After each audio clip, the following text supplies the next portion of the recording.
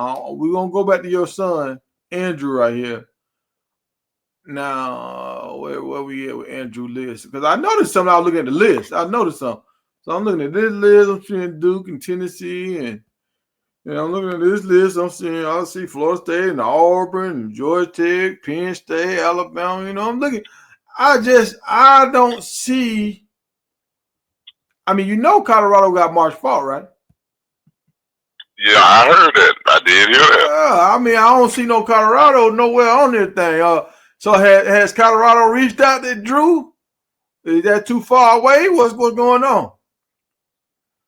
Well, I ain't look, man. You gotta like who like you. That's what I always teach them. So, we hadn't heard anything about them. So, that's just one of those things. So yeah, we hadn't heard anything from Colorado. So if Marshall Faulk take out that flip phone and give you a call, you answer. Hey man, we answering all calls, man. This is a recruiting cycle. Now, I want Robin for the process of getting recruited. What if old Eddie Jordan called him up there at Bowling Green? Eddie Jordan say, "Hey, I like what you do, and I really give you the ball. At least I can promise you 20 carries a game." Well, less about the carries and more about the understanding of what kind of plan you have for him, right? Yeah. Yeah, and that's all the way around. Not only just the football, but to continue his path of being a better man, as well as the financial implications of the business. So you want to make sure you're covering all ground. Some way more than the other ones, but I'm not gonna rob nobody on the outside to come in and recruit him, and I don't want to block him from giving everybody an opportunity to do it. So I'm open for anybody and everybody, man. And I'm wrong with a conversation. I heard that. I mean, Coach Prine done got that 5-year, $54 million deal, so he ain't going nowhere no time soon. He should be locked in. I saw that. Yeah, I just want to throw that out there. Now, and another guy I want to throw out there too. Have they reached out to you? Have you heard anything from Syracuse? Nah. I hadn't heard anything from Syracuse. All right, so never Syracuse. Now, I'm gonna just say this about Syracuse. Syracuse running back had 1,000-yard rushing, and he had 600 yards receiving. Now I know Drew is a dual threat kind of guy. Right. Honestly, I look at that and I say, that's really more Drew speed. But also another guy for Michigan. What's my man's name? Shannon. The head coach. Who's that? The head coach at Michigan. He had the running back that broke Mike Hart's record for the most touchdowns. Now he was the offensive coordinator. You talking about Blake Corum? Yeah. Oh, you talking about Blake Corum? I think Mike Hart is actually the running back coach there. I think he is. Yeah. So, we just got a camp invite in the mail from Michigan. So I think Michigan may be bubbling. Yeah, Michigan might, cause far as running, I remember when their quarterback got drafted, everybody was saying, man, he ain't really, the running game would carry that team. The running game, we won for the running game. That quarterback wouldn't have been as good as everybody has been. JJ McCarthy. Yeah, JJ, yeah. And he was the first rounder. So. Yeah, he only had one loss, but everybody was saying if it wasn't for that running game. So your son played running back. So the running game, I'm just throwing some schools out. I know you did get an offer from Penn State. So Coach Franklin, he's on it, but are they being aggressive or are they just kind of doing their normal due diligence? You know how some people send the pamphlets and they'll make a call or two, but then sometimes some folks, they really own you. Well, we actually took a visit to Penn State last week, right? Okay. My wife, she's actually from the Harrisburg area. So we went up to Penn State last week. We met with the coaches and, we actually had a chance to meet Coach Franklin and, like I said, it was a nice experience. There was no real focus on Andrew, while at the same time, he's not officially a junior yet. So a lot of these teams, a lot of these schools are just wrapping up their 26 class, where they 26, official visits and commitments. So now they're just now getting ready to start with the 27 class. it's not uncommon for them not to focus on him, while at the same time the practice had good energy, nice players there. You know, we liked the program, the momentum was well. So, you know, like I said, it was just a visit. You know, it wasn't nothing overarching that made us say, okay, yeah, we like that, or no, we didn't like that. It was pretty much a standard go. Okay. Okay. All right. So as of right now, I know y'all was high on Oklahoma at one time, and Okay. I know Georgia put their name in the hat first. So Right. if you had to say if you was leaning or if you thought one team had a leg up on another team, who might be a front runner right now? Well, I guess if I had to look at it from myself and my wife's point of view, less about his, because I won't even speak on his opinion, but it's from me and my wife. You know, of course, you want the people who want him the most. Mm-hmm. And you had last year's spring practice. You had Coach Murray came to his spring practice. He saw him face to face. You know, he offered him. He offered him before last season even started. So he saw the potential in where Andrew could be. You know, and he's still fostering the relationship between my wife and I. That's why we've been to Oklahoma 4 times, right? Okay. So of course, Oklahoma, you know, they definitely have a leg up in a lot of regards, as well as UGA, right? UGA was his first offer. He got that at the end of his 8th grade year. You know, Coach Kirby, you know, a lot of respect to Coach Dale. You know, he's the head coach at Georgia State now. But now they got Josh Crawford, and Josh Crawford has been showing nothing but, you know, love, respect, you know, just sharing and caring with him. But then I will tip the hat to Coach Sims over in Tennessee. So I would say, you know, it would be something like a Georgia, Oklahoma, Tennessee situation where, you know, when it comes to me and my wife looking at, you know, okay, these are the people who've shown him the most interest, I would say. You know, not saying anybody else is not in the conversation, but those 3 have shows the most interest in him. So we like who like him. I got you. And now, I don't know about Oklahoma's offense per se, but I know Tennessee like to run the ball. That's why the quarterback was saying he kind of want to move around because he want to go to an offense where he's going to get to throw the ball more. Honestly, I think he's going to go to USC. I think he's going to go back home to California and really get to throw the ball out there at USC with Lincoln Riley. Right. But for a running back, I can see why Tennessee will be a good place because you know this guy, he's going to run the ball. And I get you what you're saying. It's not just about running the ball, especially with your son, because he can catch the ball at a high level too. To me, I feel like he's kind of like a Christian McCaffrey, where he can do a lot of stuff. So you kind of want to be in an offense that's going to mix it up a little bit with the skill set like your son, because if you get him in space, he's dangerous. How many punt returns you say he had last year? 4? I think he had like 3 returns. 3 returns last year. So yeah, he had 2 touchdowns and one.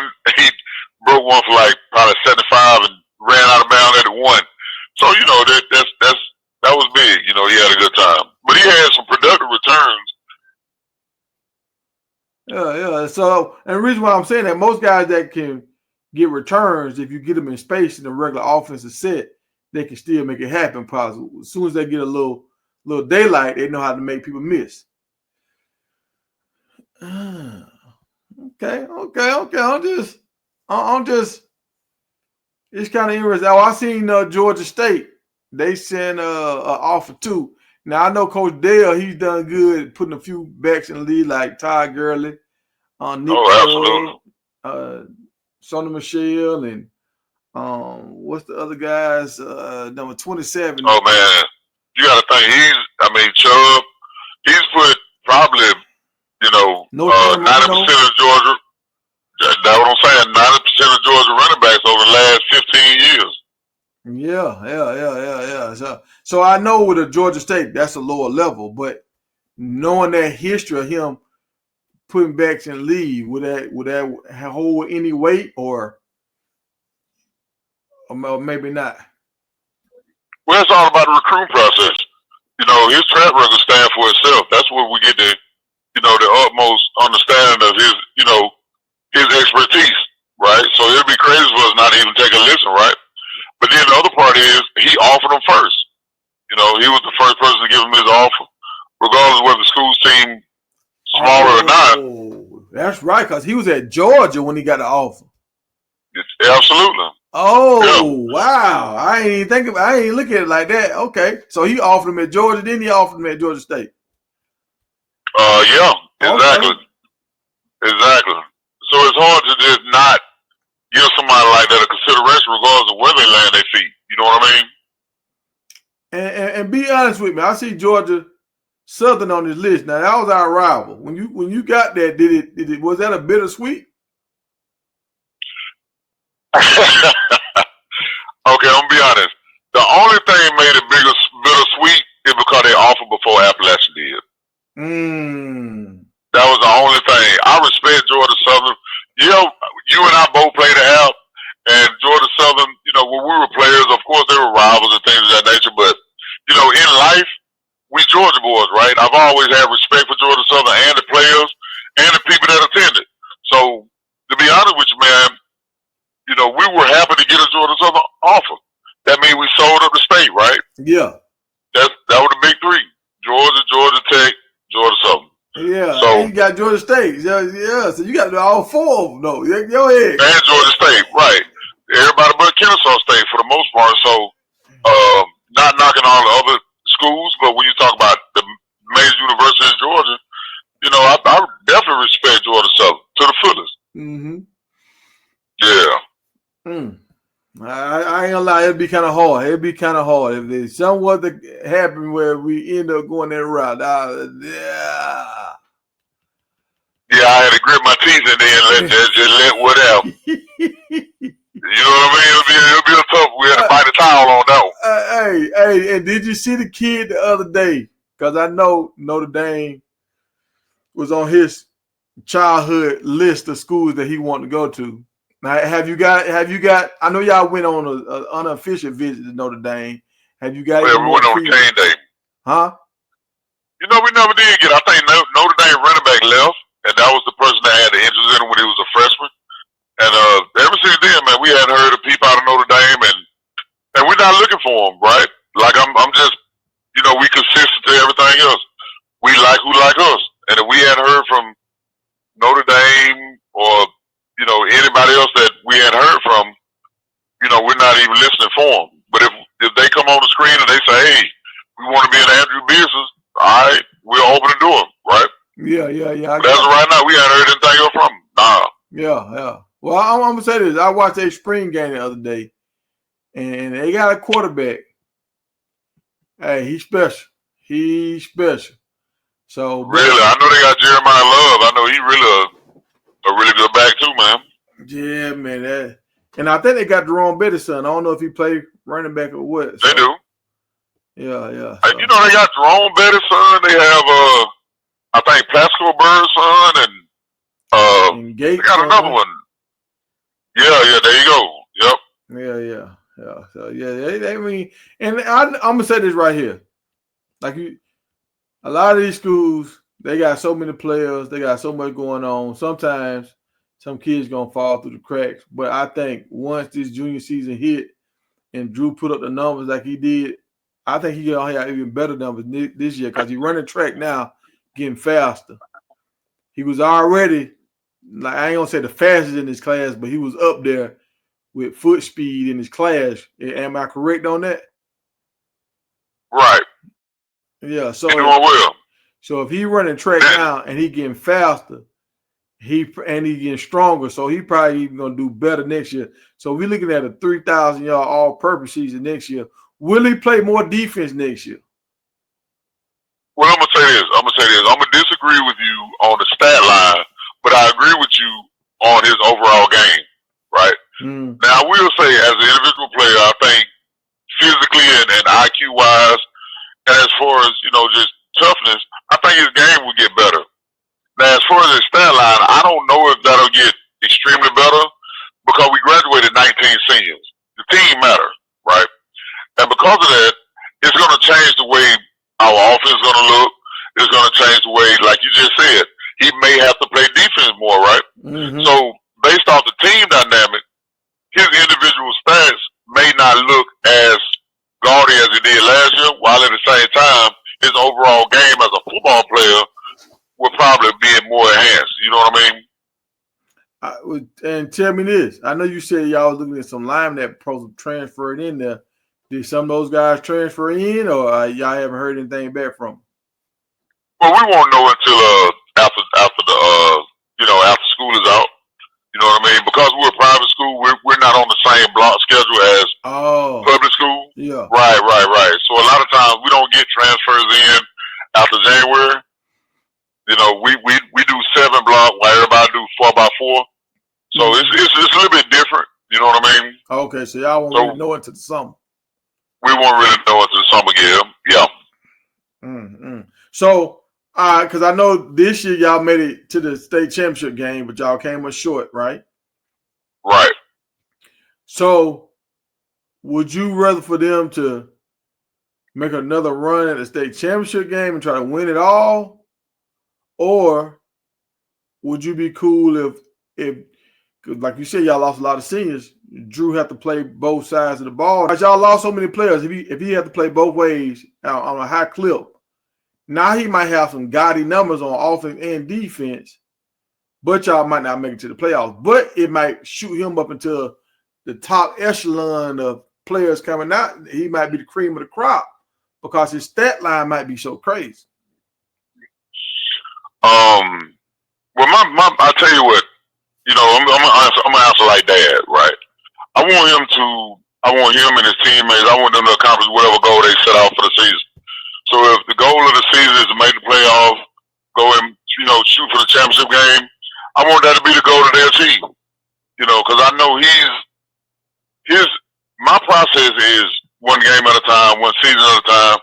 I know it sounds cliche as I get it, but I'm in the moment, right? Tomorrow is not promised. If he doesn't get another star, and if he doesn't get any more schools to offer him, we still blessed, highly favored, right? I'm happy. Now, if it works out the second way you said, that's fine too. But I would just leave it up to however the season plays out. Like, I'm fine with both of them. And I know that's not a fixed answer, you know what I mean? But I'm being honest. Yeah, I just want to be in the moment. Well, either way, it's a win for you. If you go to the championship, it's a win. But then if he end up having a crazy individual stat line, that's a win. You said something on one day we were talking about this, and help me understand this NIL deal with these kids. Because I had a caller yesterday. He was saying college football is getting messed up. They ruined in college football. And I was saying they need to have some kind of system in play.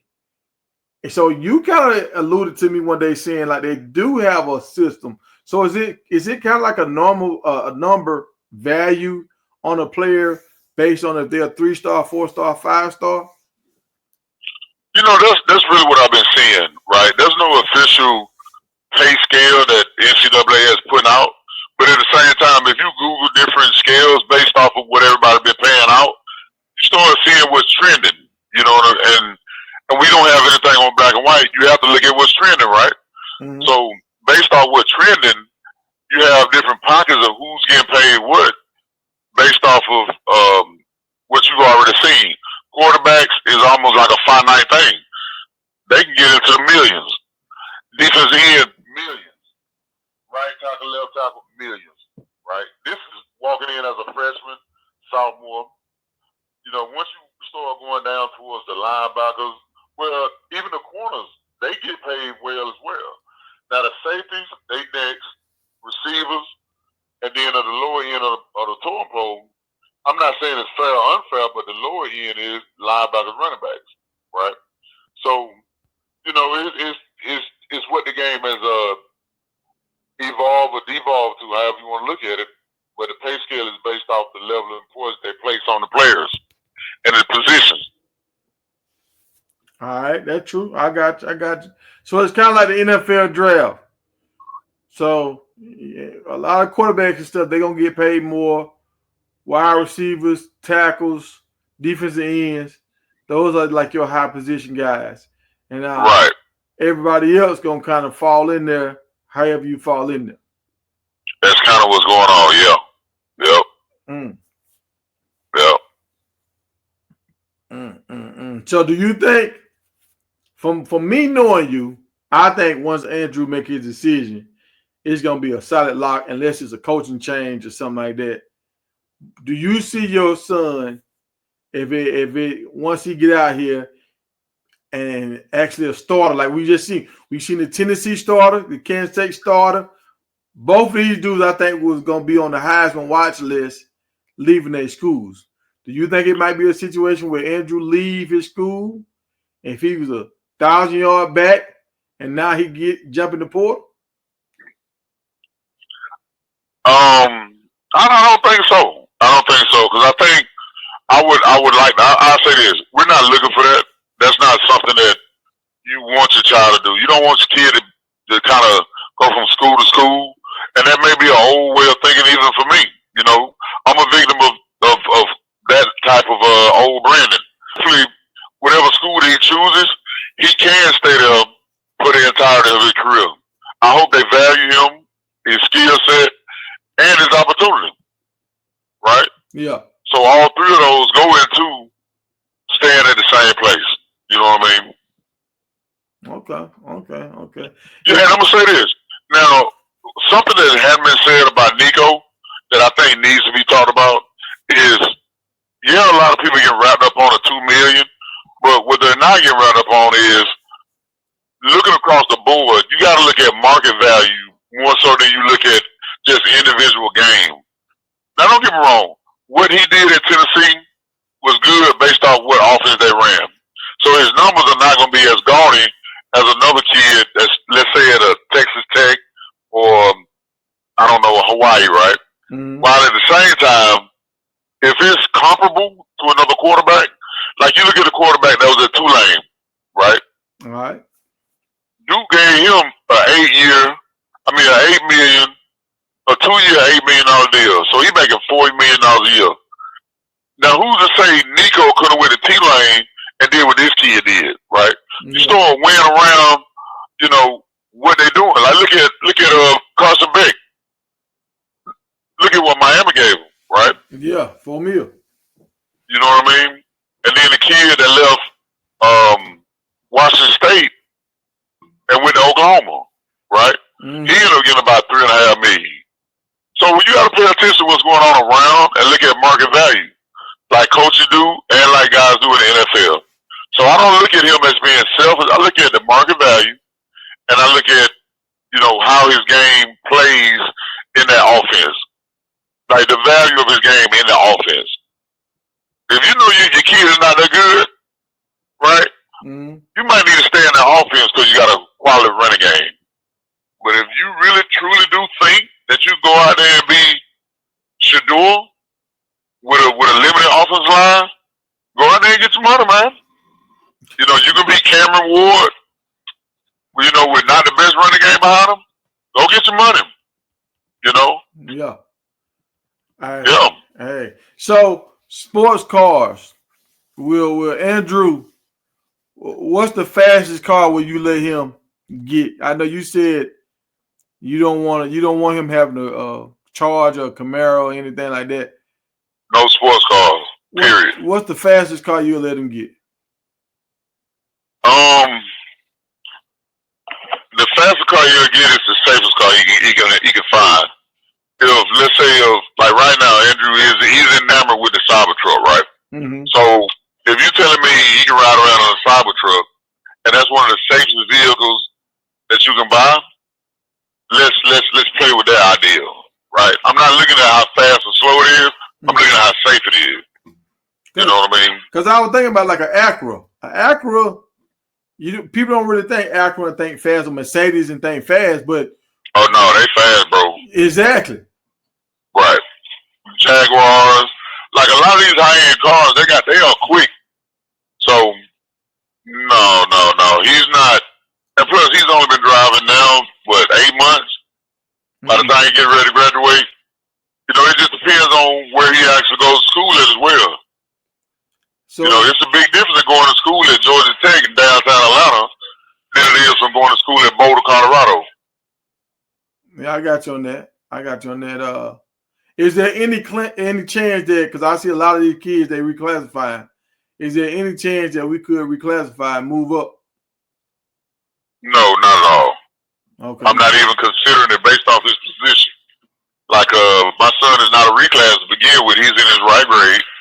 So, having said that, because he's a running back, I want his body to develop naturally and in full way. I'm not going to try to get to the money so fast that I jeopardize his safety. Like, he don't have the biggest frame. He's about an average running back. He's about 5'10", 190 pounds right now. Mm-hmm. You know, so he got quality size for upcoming junior. While at the same time, I'm not gonna press fast forward on his. And plus, we're not ready for him to leave home. You know, we still got some mature. We still got some lessons. You know, so yeah, nah, reclass for him is not an option. Okay, all right. Yeah. I just heard about Syracuse got a guy to just reclass. He said it was too easy. And yeah. Because I mean, I'm looking at if Drew had another year like he had last year, it's gonna be almost too easy for him. His senior year, it's gonna be like oh, you scored 5 touchdowns again. Yeah. Well, what that does, it qualifies your confidence going in. No one said that to Derrick Henry when you were breaking all those Florida records, right? See, the only reason reclass is a big thing now is because you can do it. In the past, from everyone from Ricky Williams to Garrison Hearst, even Bo Jackson, like these people didn't class up. Yeah. Bo Jackson and Hearst Walker probably could have came out of high school and went to the league, right? Not great. Yeah. But there's something to be said about, you know, you need to go through those down times and up times, the good times, to build a confidence, as well as build that what is it? You know, I guess, you know, just, I don't know what word I'm looking for, but, you know. I got you. So right now on this video I put on there, okay, 5-star experience, recruiting experience. I understand he's a 4-star. I understand he's a 4-star. I got on the screen right here. Right. 4-star. But he's technically going into his junior year, so he's actually still a sophomore right now. He's already a 4-star. So I think in the next 2 years he's gonna hit this 5-star, easy peasy. That's why I put 5-star on there. But tell me the difference between once y'all start getting up to the next echelon. Is the treatment a little different now? Has anything changed from when you was 9th grade going to recruiting visits and going to these schools? Access, the phone call, anything has changed? Has anything changed to now that he's a 4-star, pretty much teetering on being a 5-star? Go ahead. Yeah, things have definitely changed from when he came out of 8th grade to 9th grade to now he's going from 10th grade to 11th, right? Mm-hmm. But it's less about the stars and more about access that the school has to him. You know, schools get violations and things of that nature from NCAA, and you know, even from their own school. You know, there's limited amount of contact that they can give him when he's underclassman, like a 9th and 10th grader, versus he's getting ready to be a junior. You know, so it's not so much about the 4 stars or the 3 stars or 5. It's more about the access that these different schools are allowed from quiet period, dead period, and open period. You know what I'm saying? Okay. Now, don't get me wrong. There is a different treatment from 4-star, 3-star, 5-star. I do understand that. But up to this point, I look at it more so as the interest they have in the player, more so than the stars that they have behind them. And the reason why I say that, Coach Kirby say that, you know, Coach Venables say the same thing. You know, and those are the 2 main people that I've talked to that say, hey, regardless of what stars you are, if we want you, this is how we're going to treat you, right? Yeah. Okay. That makes sense. Are you prepared for the phone calls, all this? Because it might be an onslaught starting this summer. You might be getting phone calls a night. Right. Well, you know what? That's why what you do, you parent, and then after you parent, you believe, right? I trust what I see, and I got little boys, both my sons, so I don't really put a lot of trust into my kids, but I believe in what they've been taught. So I believe that he'll be able to make responsible decisions based off his comments to these coaches when they call his phone and text his phone. So, I really do believe he'll be able to handle himself well based off the parent that he's already had. Now, I can't remember what kid did this, but it got so hectic what they did. They told all the coaches, look, they put them on like a schedule. You can call on Monday. These other schools call on Tuesday. Other schools call on Wednesday. And there was a time frame that you could call through. And the guy would take schools off their list. They called outside their time frame and outside the day they're supposed to call because he felt like you didn't respect my wishes. Right. I respect that. I think every situation is different, of course, right? At this stage of our recruiting process, that's not needed. You know what I mean? Yeah. I think you run into a situation like that after you've committed. Let's say if Andrew commit next year at the end of July, going into his senior year, and people are still calling him a lot after July, I can see, creating a situation where you have something like that going on. You already said, hey, I'm coming in here, but you got other schools trying to swim. I can see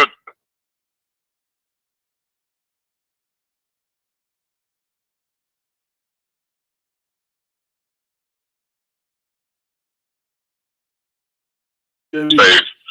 Nothing like that is even considering to be necessary. I got you. You think y'all wouldn't really have to go through all that? Unless, like I said, yeah. Now, but if he get them 5 picks this year and another 3,000 yards, it's gonna happen. It's gonna happen. Okay. Hey, I'm gonna tell you, cause you in football country, dog.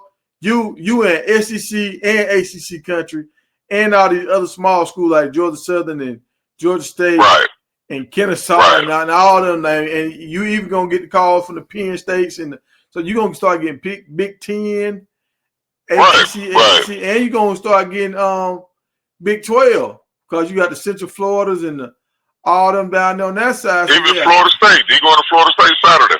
Yeah. It's gonna get hectic now. Auburn, and it's gonna get hectic, bro. Well, I will say this: like he's a running back, but we're not running away from success. I'll say that. You know what I mean? So whatever opportunities comes his way, you listen to him. You weigh the best options. So the best thing you can do is give yourself options, right? Mm-hmm. You play the game to have fun. You play the game to get better. You play the game for success. Whatever that success may be, whether it be financial, whether it be maturity, relationships, or just love of the game. Whatever you're doing, you want to have success in it. So if people come at us left and right, full force, we're trying to gear up for it. And hopefully we'll be able to manage it when it comes. All right, so I got one more question for you. I want to try to put this out and see how you dissect this. So all right. So safeties and running backs over the last, let's say, 8 years, they have tried to devalue their positions, right? Okay. Like safeties used to be that was the man of the defense, almost a safety and the middle linebacker. So they've kind of walked away from the safeties. And with the running back sharing the load, with the throwing the ball more of the quarterback, 4 wides, 5 wides, the running back kind of they diminish, right? Okay. Drew is an athlete. We know he can catch the ball. We know he can play corner. We know he can play. I feel like he can play slot. I'm looking at the Miami wide receivers that just ran a 4. I mean, I think the dude ran like a 4.8 at his pro day or something like that. But they say he consistently run like a 4.58 or something like that. Well, he ran a slow time. He ran a slow time. But he's a wide receiver, and he slotted for like number 17 wide receiver coming out in this year's draft. Would you ever think about changing position? Because one thing they kept saying about him, he's smart. I know Drew's smart. I've seen Drew tell his players as a ninth grader to move over and help guys get in position to make plays and stuff like that. So would you ever think about moving him to a slot receiver? Now he's physical. He can break tackles. He got good hands. And that bag might be a lot different. Right. It's like, no disrespect to Amon-Ra, right? Mm-hmm. But if Andrew did play receiver, he would be more like Amon-Ra. That's more of his size. That's his game package in the receiving game, right? And Mm-hmm. that's the answer to your question. If he did go to receiver, slot receiver, anything like that, he would be more like an Amon-Ra type. Yeah, Amon-Ra, that was the highest paid wide receiver for a day. That's right. Yeah. That's right. Hit a lot different. You know, so I'm just throwing it out there. You know, just kicking the tires. And, you know. No, you're right. What I foresee is, I think when you talk about a player like himself, and I'm not saying this is who Andrew is, first of all, but I'm gonna talk about his skill set.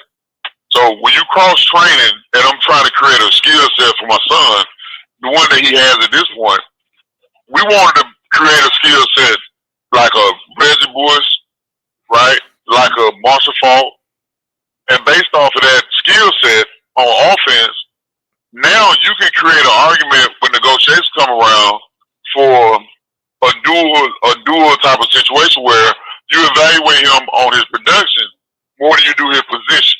Kind of like, you remember when Jimmy Graham tried to be paid as a receiver when he was a tight end? Yeah. That's what I'm looking at, right? Mm-hmm. Let's just say if you get an offense that uses him like they did Marshall Faulk. Marshall Faulk was getting paid, if not more, just as much as Torrey Holt and Isaac Bruce back then. Yeah. And he was a running back, right? Back then, that was the days of the running back. Well, at this point, if you're telling me that a lot of the offense is running through your running back, you can create an argument, you know, and we just projecting, right? We're projecting. But what you're doing, you're creating value for yourself. The reason why the running back position has been devalued is because so many running backs devalue themselves by coming out the game. They're giving all these other guys the opportunity to split time. You see what I'm saying? I got you. If y'all splitting time, I got to split this money. We got to split the money, right? I used to hear Emmitt Smith say, I didn't want anybody to get my carries. Barry Sanders, Garrison Hearst, right? Mm-hmm. I've heard all these running backs, Terrell Davis, don't get my carries. These are my carries. This is my position. I don't want to give you the opportunity to show what you have because I am the guy. Yeah. Well, I got to share my spot with you. So, I said last question, but I do have one more because you said something. You said Reggie Bush. So, Reggie Bush, and you said Garrison Hearst. I see he rocking number 5. He used to rock number 4, his old dad number 34. 34, right. But he rocking 5 now. So, why is he rocking the 5? Well, the reason why he got it 5, if you remember, his freshman year, he had 0 when he was at Lincoln. Uh-huh. Right? Well, when we came to Prince Avenue, our coach, Vandergriff, he didn't believe in number 0. He just didn't like it. So his preference was he didn't like 0, so we didn't have it on our team. Mm-hmm. So Andrew took the next best lowest, single digit number he could, which was 5. Now, don't get me wrong. To say that, his Uncle Garrison, it had nothing to do with it, I'd be lying. Because, of course, he wanted to wear the same type of number that Garrison wore. And truth be told, number 5 was the first number he ever wore when he played football at 6, when he was 6 years old. So it was kind of nostalgic. Okay. Right? Having said that, going into this season, I think